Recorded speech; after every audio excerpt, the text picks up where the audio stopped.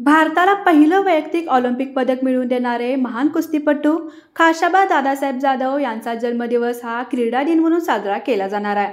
खाशाबा जाधव यांचा जन्मदिवस हा 15 जानेवारी रोजी असतो। खाशाबा जाधव हे ऑलिम्पिक वैयक्तिक पदक जिंकणारे स्वतंत्र भारतातील पहिले खेळाडू होते। खाशाबा यांचा जन्मदिवस हा क्रीडा दिन म्हणून साजरा करण्याच्या प्रस्तावाला शासनानं मान्यता दिली आहे। तसेच क्रीडा सप्ताह आणि राष्ट्रीय क्रीडा दिन यासाठीच्या सध्याच्या अनुदानामध्ये वाढ करून प्रति जिल्हा 2,25,000 रुपये देण्याचा शासनानं निर्णय घेतला आहे। 15 जानेवारी जवळ येत असता कोल्हापुरात खाशाबा जाधव यांचा जन्मदिवस हा क्रीडा दिवस म्हणून साजरा करण्यासाठी सध्या प्रशासनाकडून कोणत्याही हालचाली दिसत नाही आहेत। कोल्हापूर भवानी मंडप येथे खाशाबा जाधव यांचा पुतळा असून येथे कोणत्याही प्रकारची स्वच्छता करण्यात आलेली नाही। पुतळ्या शेजारी खेळण्याची दुकाने अर्धवट सुशोभीकरणचे कामही अर्धवट राहिले आहे। तरी क्रीडा दिन जवळ आला असून पुतळ्याचे काम पूर्ण करण्याची मागणी क्रीडाप्रेमी यांनी केली आहे। या संदर्भात तारा न्यूजचे प्रतिनिधी पांडुरंग फिरांगे यांनी माहिती दिली आहे।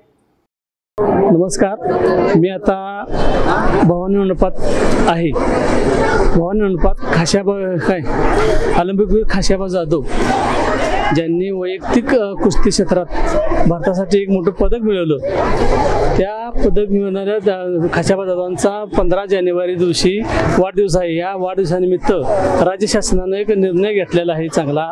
तो कसा की त्याच्या खाशाबा जाधवांच्या वाढदिवसानिमित्त 15 जानेवारी दिवशी राज्य शासनानं प्रत्येक जिल्ह्याला 2,25,000 रुपयाचं अनुदान देऊन हा राज्य शासनाचा खेळ करायचा आहे की बाबा कुस्ती असे या पद्धतीनं हा खेळ प्रत्येक जिल्ह्यासाठी वेगवेगळ्या पद्धतीनं त्यांना अनुदान दिलेलं आहे।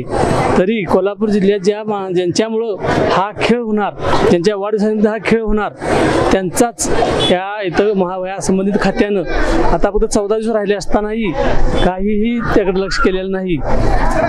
त्यानंतर इथं पूर्ण ह्या मंदिराच्या सभोवती जे बसवले तिथं बाबा कोणत्याही प्रकारची सुशोभीकरण केलेलं नाही आणि राहिलेल्या तिथं पाटे लावायचे राहिले आहेत। अशा पद्धतीचं काम अपूर्ण आहे। हे काम कधी होणार संबंधित मुख्यमंत्र्यांनी यांनी लक्षात घातलेलं आहे। तर याकडे त्यांना माहीत आहे का कोल्हापूर पुतळा कुठे आहे? तारा न्यूजसाठी कोल्हापूरहून पांडुरंग फिरांगे।